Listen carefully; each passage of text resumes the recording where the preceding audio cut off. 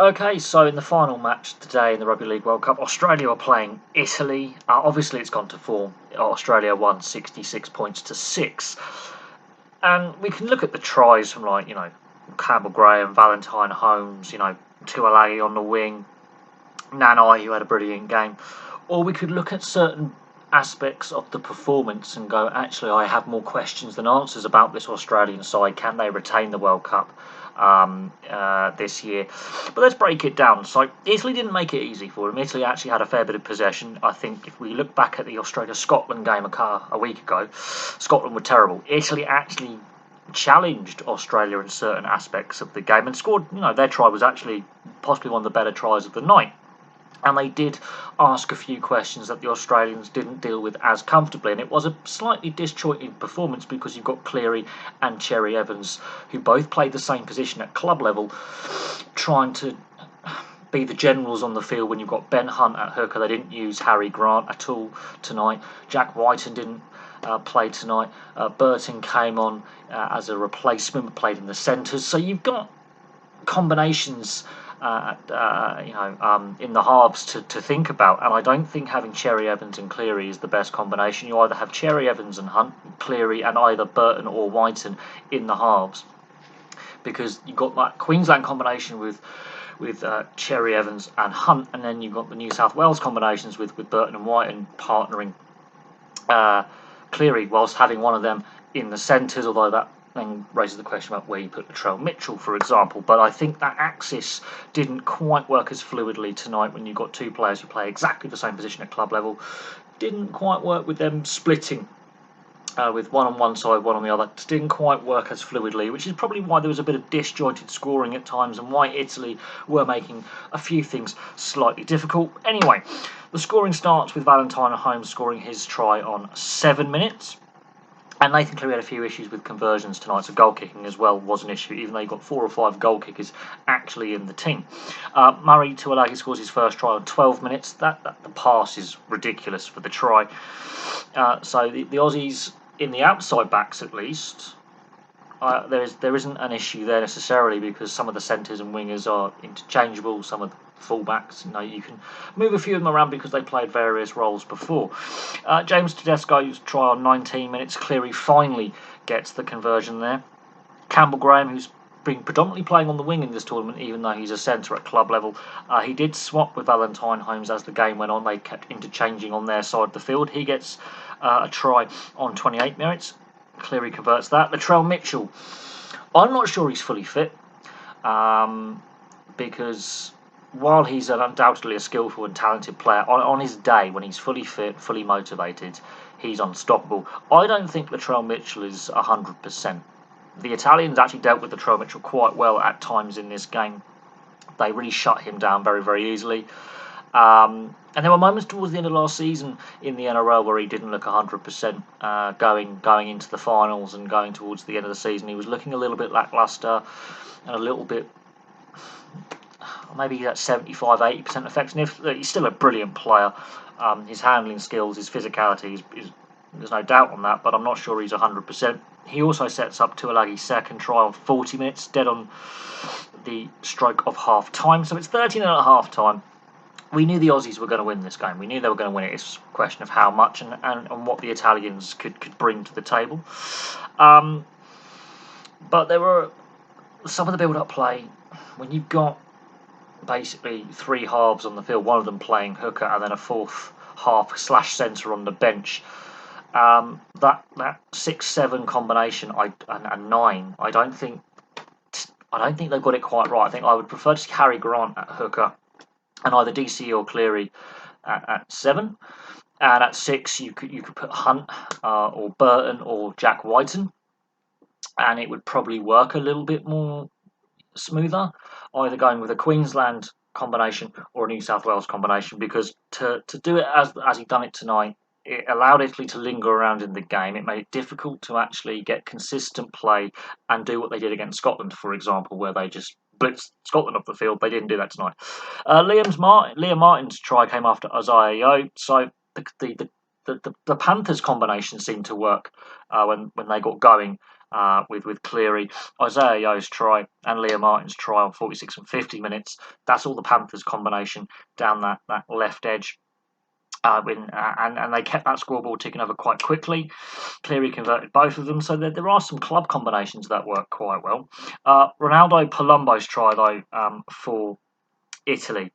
They were thinking outside the box, but not necessarily unorthodox. They were just thinking more expansive tactics, and instead of trying to outmuscle the Australians, play quickly, kick early, get wide early, and they had their flashes throughout the game of kicking early in sets or getting wide early, and then they have. Mason as a winger is quite pacey. So they were using some of their more fleet of foot players to actually use a bit of pace. The kick through early in the set is brilliant, and that's great support play. And the try itself, the put down with one hand sliding in is cheeky and risky, but that was one of the best bits of play in the game. And it comes from the underdog team, Campagnolo, who is a South Sydney Rabbitoh. He's stuck behind a couple of good halves there. He's had a few games at NRL level.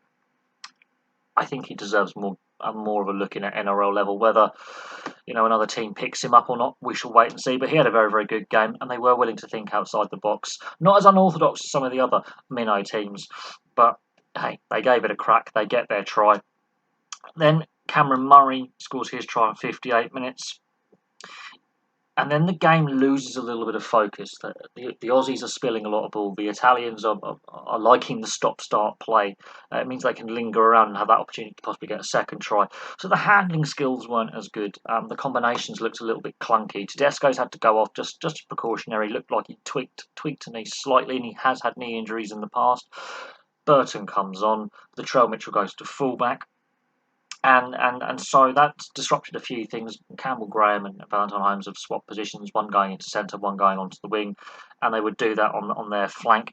But the handling skills and some of the alertness wasn't quite there. The intensity dropped off, and it became a bit scrappy for a while until Campbell Graham's try in 67 minutes, where it's just weak tackling, really. Cleary converted that. Jeremiah Nanai scores on 74 minutes. He had a very, very good game. He's been very, very good all season, quite frankly, with the North Queensland Cowboys. He's a very explosive back rower on an edge. Could play in the centres if he wanted to. He's a very versatile, skillful player. Scores a lot of tries from that kind of position. And then Lindsay Collins scores on the stroke of full time. And he's had a lot of injury concerns, a lot of concussion issues, amongst other things. And he doesn't score many tries, but fully deserved his try on the stroke of full time. So it finishes 66 points to 6. Something I can take out this group stage for Australia. I'm not sure Mal Meninga knows what his best lineup is. He has got a lot of talent there, which is fine. But it's the halves hooker combination that I think could be their undoing, possibly later in the tournament. There is no doubt Nathan Cleary is one of the best players. There is no doubt that David Cherry-Evans is also one of the more consistent players for both Queensland and Australia. He's a very, very good player. There's no doubt that Ben Hunt can play at hooker. He's very versatile, can play in the halves. He's a very, very good player for Queensland and Australia. Burton's just coming into his own. He's very, very good as a left centre. He's also very, very good in the halves, and his kicking game is fantastic. And Jack Whiten plays halves for Canberra, plays in the centres for New South Wales, or as a utility, and can play fullback. Again, has a cannon of a boot on him. He wasn't used tonight. Wasn't even in the 17. And because you've got these players, you've got some state combinations from state of origin that I think could actually help them with their creative axis. And should Harry Grant be the starting hooker because he brings something different and he's an out-and-out hooker, or do you persist with Hunt in that role when you've got Whiten as the utility? That is, I think, the big headache. Plus, goal kicking for both New Zealand and Australia hasn't been good enough up to this point. They've missed a lot of easy kicks at goal. That could prove crucial because it's very, very likely they are going to meet in the semi-final, and to miss a kick at a crucial time could be the difference maker between those two sides. And what else I've noticed is the short dropout and the short kickoff has been used quite a bit in the NRL and the Super League in the last couple of years. For Australia and New Zealand, for example, to really struggle to defuse them. And Australia didn't defuse the short kicks from either the dropouts or the kickoffs, as well as you would think, considering that in the NRL this season just gone, every single team at some point did deploy the short dropout, the short kickoff to retain possession. And with the amount of games that have gone before with the short kickoff and the short dropout have been used, I'm very, very surprised with the team coached by Mal Meninga, with all that experience and talent, isn't picking up on that. So there we go. There are a few little things, but otherwise, look, Australia have breezed through the group stage. The real test now begins going forward. They're going to be playing Fiji, it looks like, or Tonga. It's going to be a much tougher challenge going forward. And there are still a few combinations they need to figure out, especially on their creative spine. We know Tedesco is going to be the starting fullback. The problem is you've got about 3 or 4 other players who can play fullback. You've got about 3 or 4 other players who can play in the halves. There are some combination issues. They did look clunky at times, and the real challenges are upcoming. And look at the talent they left behind, and look at the talent that's decided to play for other nations like Samoa and Tonga, for example. I'm not sure Mal Meninga knows his best side. So there we go. That's what I can take out of it. Italy, very good value for their performance. They really did play well. Clearly outclassed, but there were some Italian players in this group stage who put their hand up and say, look, maybe I deserve a shot at first grade in the NRL Super League rather than reserve grade. They have got some talent. Mason on the wing looks pretty talented. Campagnolo as well in the halves looks pretty good. But there we go. Thank you very much for watching. Place your thoughts in the comments section below, and I'll have some more videos for you very, very soon.